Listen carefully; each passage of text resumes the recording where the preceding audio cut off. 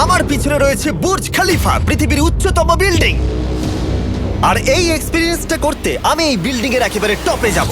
এই 2700 ফিট উঁচু বিল্ডিং এর একেবারে টপে পৌঁছানোর জন্য প্রথমে আমাকে 160 তলা অব্দি লিফটে করে যেতে হবে, আর তারপরে যে 900 ফুট আরো বাকি থাকবে সেটা সিঁড়ি দিয়ে ওঠা ছাড়া আমার কাছে আর কোনো উপায় নেই। এটা অনেকটাই উঁচু। উফ, এখনো অনেক সিঁড়ি উঠতে হবে। উফ, আমি বুঝতে পারিনি ওপরে উঠতে গেলে এতটা পরিশ্রম করতে হবে। আমি 1 ঘন্টা ধরে ওপরে উঠবার পরেও এখনো অনেকগুলো সিঁড়ি ওঠা বাকি ছিল। আমি ভাবলাম আমি টপে উঠে গেছি, কিন্তু এখনো এতটা ওঠা বাকি। মনে হচ্ছে যেন শেষই হচ্ছে না।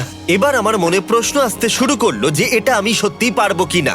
মনে হচ্ছে এটা আমি পারবো না। আচ্ছা, আমরা কাছাকাছি এসেছি।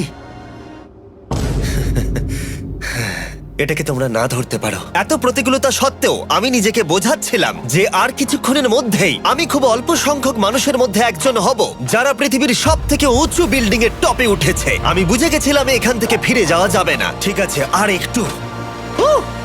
এই তো, আমি পেরেছি। আমি এখন পৃথিবীর সব থেকে উঁচু বিল্ডিং এর টপে দাঁড়িয়ে আছি। এটা অসাধারণ। বাপরে, কত উঁচুতে আছি!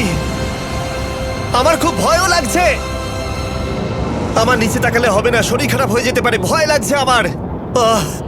স্বীকার করছি, ফেস্টিভ্যালের স্বাদ মাটিতে ভালো লাগে, কারণ মাটিতে আমার পড়ে যাবার ভয় থাকে না। আমি উচ্চতায় ভয় পাই।